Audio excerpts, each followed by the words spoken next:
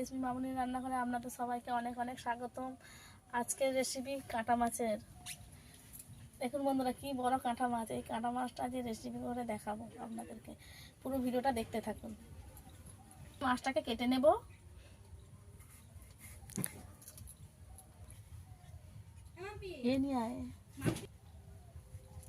এই মাছটা আপনাদের দাদা নিয়ে এসেছে, কালকে ভাড়াতে গিয়েছিল, সেখান থেকে নিয়ে এসেছে।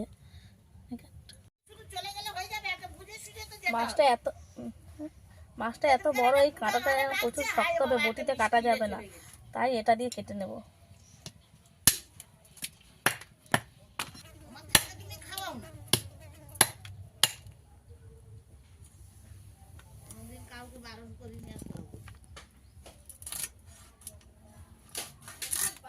বলবো মাছটা এত টাটকা, মাছটার এখনো চামড়া একটু উঠে যায়নি, টাটকা, সবে মনে হয় তুলেছে।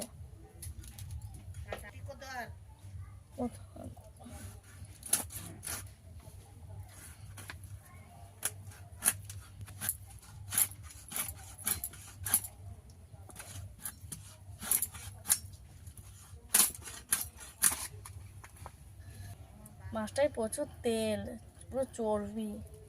দেখুন বন্ধুরা, মাছটার শুধু চর্বিটা দেখো।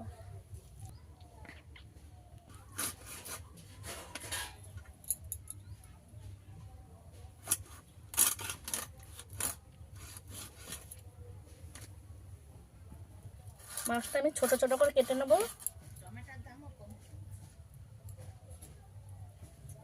এই কাঁটা মাছ ছোট ছোট করে রান্না করলে কেটে ভালো লাগে।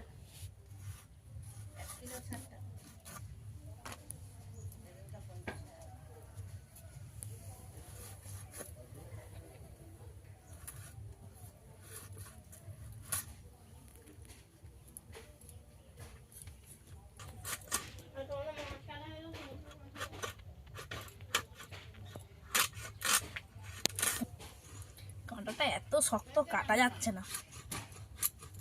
ঠিক আছে,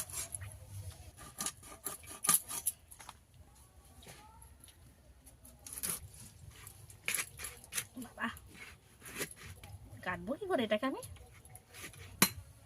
কাটা মাছ কাটলেই যন্ত্র নিয়ে আসতে হবে। মাছ আমাদের সব কাটা হয়ে গেছে, এতগুলো মাছ হয়েছে। মাছ ধুয়ে নিয়ে ফিরে আসছি রান্নার কাছে। পুরো এক গামলি মাছ হয়েছে।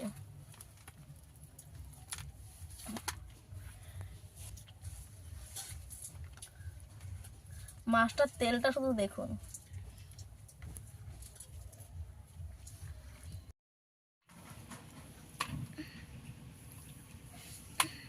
ধুয়ে নিয়ে চলে এসেছি, এবার লবণ হলুদ মাখিয়ে নেব।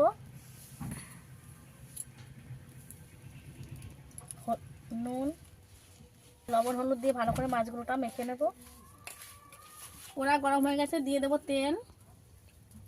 গরম হয়ে গেছে, দিয়ে দেবো আলু।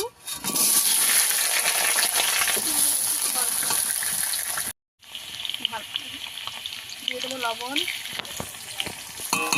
আলুটাকে ভালো করে ভেজে নিতে হবে লাল লাল করে। দিয়ে দেবো হালকা করে হলুদ।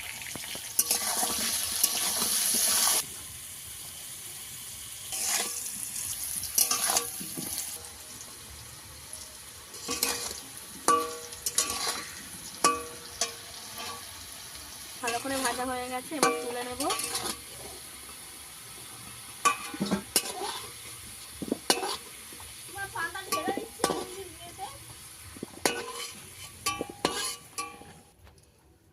আলু ভাজার তেলেতে আরেকটু তেল দিয়ে দেব। শুকনো লঙ্কা, কালো জিরে দিয়ে দেব, একটা তেজপাতা,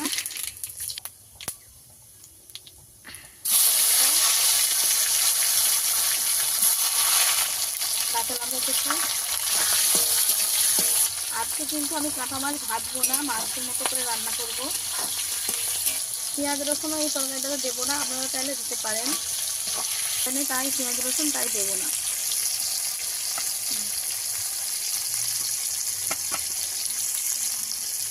দিয়ে দেবো আদা।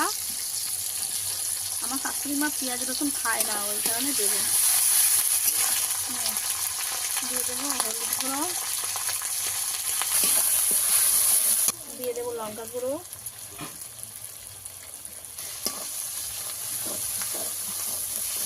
দেবো মশলা করা জল,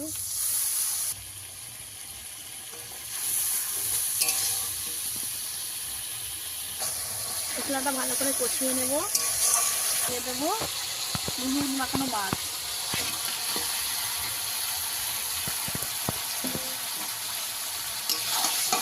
মাছটা দিয়ে অনেকক্ষণ ধরে একটু কষাতে হবে। কষিয়ে কষিয়ে এই মাছটা আমি রান্না করবো।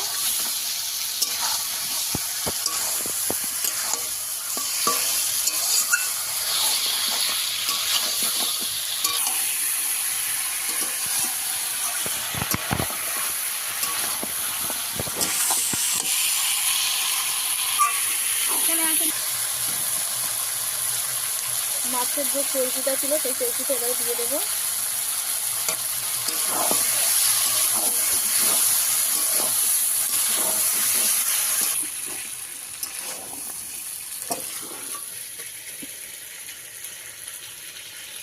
এই চর্বিটা দেওয়ার কারণে ঝুলে সেরকম তেল বাড়িয়ে গেছে। মানে এই মাছটাকে কাঁটা মাছ নামে বলে, কিন্তু অনেক জায়গায় এদিকে ট্যাংরা মাছ নামেও সবাই চেনে। যখন এই মাছটা কী নামে চেনেন অবশ্যই কমেন্টে জানাবেন।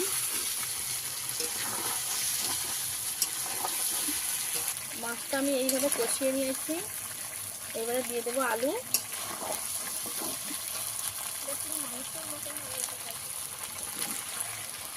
এই মাছের তরকারিটা খেলে বুঝতেই পারবেন না মাংস খাচ্ছেন না মাছ।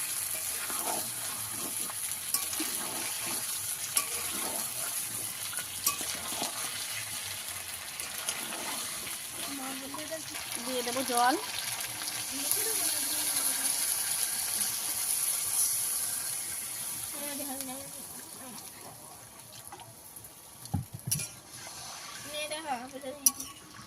এদিকে গরম মশলাটা বেটে নেবো।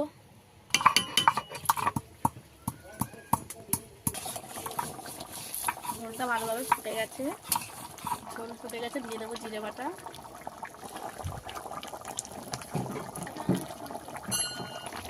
রেডি হয়ে গেছে আমাদের কাঁটা মাছের তরকারি।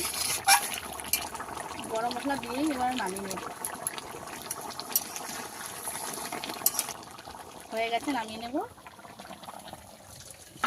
এই রেসিপিটিতে বেশি ঝোল রাখা যাবে না, এরকম গায়ে মাখামাখি বানাবেন।